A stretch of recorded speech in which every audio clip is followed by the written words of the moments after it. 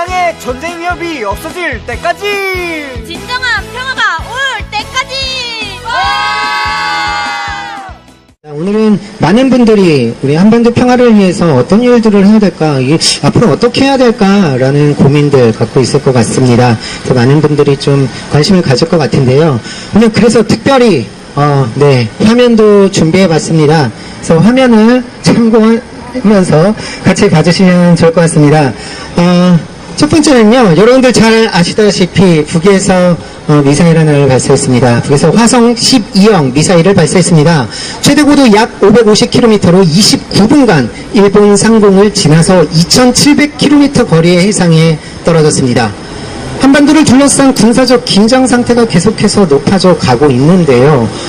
이 원인이 무엇일까요? 라고 한다면 당연히 여러분들 잘 아실 것 같습니다. 바로 을지 프리덤 가디언 훈련 때문입니다. 한반도 전역에서 벌어지고 있는 을지 프리덤 가디언 훈련 때문에 이렇게 점점 한반도의 군사적 긴장이 높아져 가고 있는데, 이런 와중에 북에서 또 이렇게 미사일을 발사했습니다. 관련한 소식 전해주시죠. 예. 네, 북한이 29일 날 화성 12형 미사일을 발사를 해서 일본의 하늘을 날라서 북태평양 바다에 빠졌습니다. 그래서 이 미사일은 약 2,900km를 날아갔고요. 여기에 대해서 북한이 오늘 이 미사일 발사는 을지 프리덤 가디언 합동 군사 연습에 대한 대응 조치라고 발표를 했습니다. 물론 이제 유엔 안보리를 비롯해서 일본, 미국, 한국 이렇게 다 난리가 났는데요.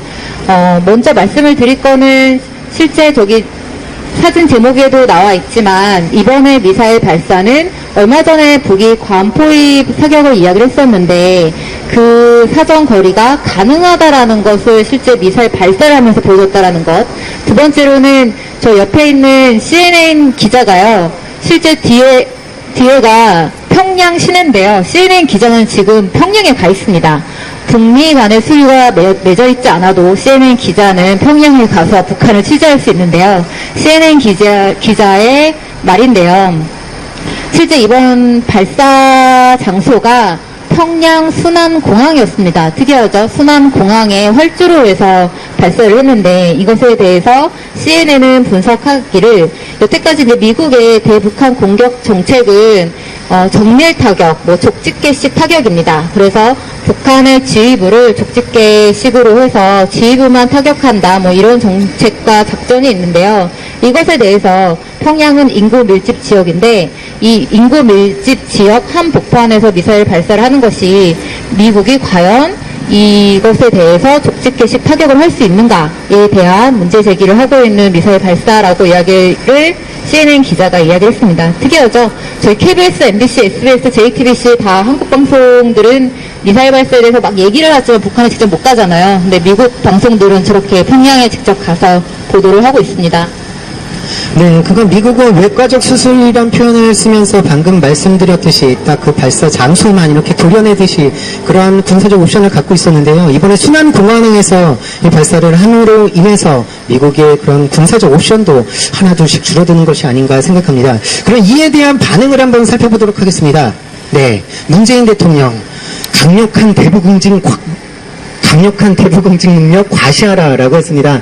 그래서 F-15K 4대와 MK-84 폭탄 8발을 투하하는 훈련을 태백에서 벌였죠. 그리고 아베 총리와 통화했습니다. 북한에 대한 압력 극한까지 끌어올려야 된다. 이웃 국가에 대한 폭거다. 일본 국민이 느낄 불안과 위협에 깊은 공감과 위로를 전한다고 했습니다. 과연 이걸 같은 일본에 대해서 이렇게 친밀감을 표현할 수 있나, 그런 생각이 좀 드는데요. 이에 대한 소식 전해주시죠. 네, 강력한 대북 응징 능력 과시라는 단어는 상당히 과격한 단어입니다. 북한의 미사일 발사에 대해서 그렇게 강력한 대북 응징을 언급했다라는 것 자체가 상당히 대결적인 이 워딩을 한 거고요. 두 번째로는 청와대 관계자는 이 미국의 핵 전력을 한반도에 전개하는 것을 요청하겠다라고 이야기를 했습니다.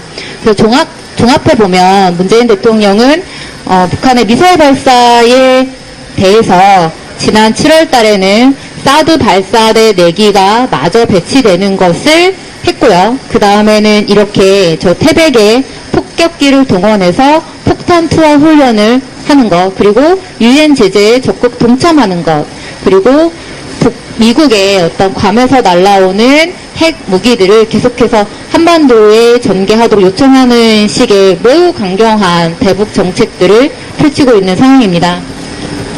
네, 그럼 다음은 미국의 반응을 한번 보도록 하겠습니다. 이거는 트럼프 대통령이 한 얘기가 아니라 백악관의 공식 성명입니다. 북한 정권의 위협적이고 불안정한 행동은 이 지역에서 북한 정권을 고립시킬 것이다. 그리고 모든 선택지는 여전히 테이블 위에 있다라는 얘기를 이번에도 했습니다. 중국 외교부에 대한 외교부 반응도 같이 소개를 해드리겠습니다. 한반도 관련국들 상호 자극하지 말아야 한다. 대북 압력과 제재 강화로는 근본적인 문제 해결할 수 없다라는 이야기를 했습니다. 이 백악관 성명과 관련해서 다양한 견해들이 있는데요. 그러니 더욱더 강경하게 할 것이냐 아니면은 이거 대화로 갈 것이냐 이거에 대한 얘기 좀 부탁드립니다. 네, 한국의 전쟁 위기, 한반도의 전쟁 위기는 이 한국의 보수 언론들이 많이 일조를 하고 있다고 보는데 미국의 백악관의 얘기나 미국의 언론 얘기를 되게 일부분만 따서 마치 그것이 미국의 공식 입장인 양 얘기를 하는데요. 저 백악관의 공동성명의 모든 선택지는 테이블 위에 있다라는 얘기도 한국의 많은 대다수 언론들은 그래서 미국이 군사적 선택을 할 것이다라고 보도를 하고 있습니다. 근데 전문을 읽어보면 단어 선택이나 이런 것들이 상당히 점잖아요. 그래서 결국은 저 모든 선택지에는 군사적인 방법도 있지만 여전히 대화의 어떤 선택을 놓치지 않겠다라는 표시로 읽히고요. 네, 중국은 이에 대해서 제재 강화가 근본적인 문제 해결을 못한다라고 다시 한번 강조를 했습니다. 네, 최근에 이렇게 미국의 발언들을 보면요, 대화 분위기로 어느 정도 가는 듯한 그런 느낌도 계속 받아왔었는데요. 가장 이렇게 좀처럼 그 발언처럼 가까이 가기 힘든 부분이 좀 있는 것 같습니다. 가장 중요한 게 지금 벌어지고 있는 북을 대상으로 한 대규모 전쟁 연습부터 중단하는 조치가 먼저 취해져야 되지 않을까 생각합니다. 그런데요, 지금 실질적인 이제 추가 조치에 대한 이야기도 나오고 있는 것 같아요. 그래서 이번에 또 추가 조치를 한다면 어떤 게 가능할지에 대한 것도 좀 소개를 해주시면 좋을 것 같은데요. 유엔이 추가 조치할 수 있는 거랑 한국 정부가 추가 조치할 수 있는 거랑 좀 별개로 나눠서 봐야 되는데요. 지난 유엔 제재 내용에서 북한에 석탄을 수출하지 않는 것과 북한이 파견한 해외 노동자들의 수를 증가하지 않는 것이 결의안의 내용이었는데 문재인 대통령이 그 유엔 결의안 통과될 때 북한에 수출하는 품목 중에 석유가 빠져서 매우 아쉽다라고 얘기했습니다. 그러니까 북한이 석탄과 석유를 다 수입하는데 석유마저 수입하지 못하게 해야 된다라고 얘기를 했는데 아마도 지금 얘기되고 있는 것들 중에 다시 한번 뭐 유엔 제재가 얘기된다면 석유까지 뭐 수입을 금지하는 내용들이 나올 것이라고 예상이 되나 이것은 지난 유엔 제재에서도 중국과 러시아의 반발이 매우 커서 내용이 담기지 못했기 때문에 중국과 러시아가 자기네가 수출하는 거잖아요. 이거를 못하게 막는 거기 때문에 어떤 반발이 예상이 되고요. 한국 정부가 더 강력한 응징 조치를 이야기를 하지만 실제 한국 정부는 남북 간에 맺고 있는 교류가 전혀 없는 상태이기 때문에 할 수 있는 조치는 없습니다. 뭐 있는 교류를 끊을 수 있는 것도 없고요. 어떤 경제 교류를 하고 있지도 않기 때문에 어떤 경제적으로 무엇을 제재를 가하는 것도 한국 정부가 할 수 있는 건 실제는 없죠. 네. 그럼 이 한반도 전역에서 벌어지고 있는 을지 프리덤 가디언 훈련 때문에 지금 한반도 군사적 긴장 계속해서 높아져 가고 있는데요. 그럼 이 을지 프리덤 가디언 훈련 도대체 왜 위험한 것인지 다시 한번 살펴보도록 하겠습니다.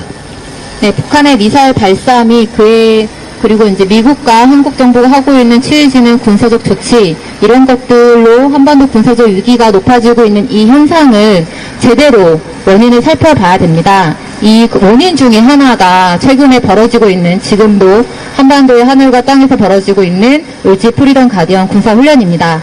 을지 프리덤 가디언 군사훈련은 작전계획 501호에 의해서 한미 양군 미군 1만 7,500명이 와서 군사훈련을 하는 건데요. 저 그림에서 보듯이 타격이 북한 공격 징후가 있다고만 해도 항공모함과 전투기와 각종 무기들이 북한으로 진격하는 그림입니다. 징후가 있다는 것, 실제 공격이 아니라 징후에 대한 판단은 마찬가지로 미군이 합니다. 그래서 이 징후에 대한 판단은 대단히 주관적이죠. 그래서 선제 공격을 명시한 작전 계획이라는 것과 두 번째 그림은 잘 보이시는지 모르겠지만 북한의 어떤 어떤 군사적인 행위가 있을 경우에 미국이 동원할 수 있는 무기들입니다. 저렇게 많습니다. 항공모함도 있고, 스텔스기도 있고, B-1B도 있고, B-2도 있고, 뭐 전투기도 있고, 미군도 있습니다. 저렇게 많은 것들로 지금 저런 무기들을 어떻게 한반도에 증원해서 전쟁을 할 것인지를 하고 있는 것이 군사훈련입니다. 미군과 미 함대가 들어가서 군사훈련을 하고 있는데 저렇게 군사훈련을 하고 있으니 당연히 북한은 체제 위협을 느끼는 게 당연하겠죠. 여기에 대해서 북한은 군사훈련이 중단되지 않는다면 우리는 미사일 발사를 계속해서 하겠다라고 했는데 무엇부터 중단이 되어야 되느냐. 저렇게 엄청난 화력이 들어와서 날짜로 따지면 1년의 절반입니다. 연합군사훈련부터 중단을 하는 것이 어떤 서로의 위협을 하지 말자라는 협상을 하기 위한 첫 번째 단계가 아닐까 싶습니다. 네, 맞습니다. 대규모 군사훈련을 벌이면서 그렇게 위협을 하고 있으면서 어떻게 평화를 이야기할 수 있겠습니까? 지금 가장 중요한 것은 바로 이 대규모 전쟁 연습을 중단하는 거에서부터 시작해야 되지 않을까 생각합니다. 다음은요. 사드 관련 소식을 하나 가져왔습니다. 사드로 인해서 경제적 피해가 계속 커지고 있는 와중에 사드 배치가 더욱더 속도를 내가고 있는 분위기입니다. 사드 관련 소식 전해주시죠. 네, 조선일보나 중앙일보는 사설에 대놓고 8월 31일까지 사드 배치를 완료하라고 주문하고 있습니다. 미국이 한국 정부에게 8월 30일까지 사드 배치를 완료하라고 요청했다라는 보도도 있었는데요. 그것과 더불어 송영무 국방장관이 지금 미국에 가 있습니다. 그래서 예상되는 협의 내용은 사드를 어떻게 완료할 것인가, 절차적으로, 체계적으로 어떻게 완료할 것인가 논의하지 않을까 싶은데요. 정부 또한 빠른 시일 내에 사드 발사대 4기를 마저 배치하겠다라고 이야기를 하고 있는 상황이고요. 그래서 매우 임박한, 사드 배치가 매우 임박했다라고 보여집니다. 또 하나는 지금 사드가 들어갈 수 있는 그 길을 소성의 주민분들이 막고 계시잖아요. 여기에 대해서 중앙일보의 분석은 국방부 관계자의 말을 빌려서 헬기로 실어서 사드를 성주 골프장 내에 갖다 놓을 수 있다라고 예상하고 있습니다. 오늘 사진입니다. 그래서 성주 소성의 분들은 오늘부터 비상행동에 들어갔습니다. 그래서 저 피켓 내용을 한번 대표님께서 읽어주시면 좋겠는데요. 네, 잘 안 보이네요. 네.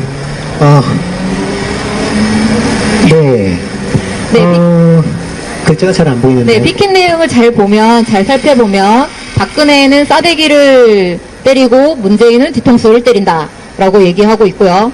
박근혜가 박은 사드, 알박은 사드, 문재인이 뭐 완료시킨다 이런 소송이 주민분들이 직접 저 피켓, 분홍색 피켓 내용이 그거거든요. 네. 그래서 박근혜가 박근혜는 알받기, 문재인은 못 받기 이렇게 되어 있네요. 네. 그런 식의 피켓이 있는데요. 비상행동에 돌입을 했고 저 현수막의 제목이 소성리로 달려와 주십시오라는 내용입니다. 사드 배치가 임박한 상황에서 전 국민이 온 힘을 다해 박근혜 정부의 적폐 중에 적폐였던 사드를 문재인이 완성하려고 하는 이 시점에서 다시 한번 촛불 민심을 보여줘야 할 때인 것 같습니다. 그래서 지나가시는 모든 서울 시민분들 사드 배치가 임박했을 때 저희랑 같이 온몸으로 사드를 막기 위해서 성주 소성리로 갔으면 좋겠습니다. 네. 고맙습니다. 사드 배치를 비롯한 무기 도입뿐만 아니라 한반도 전역에서 벌어지고 있는 군사적 긴장을 높이는 모든 전쟁 연습, 군사적 행위, 이 모든 것을 반대합니다. 당장 중단해야 되지 않을까 생각합니다. 한 주 동안 수고 많으셨습니다. 다음 주에 뵙도록 하겠습니다.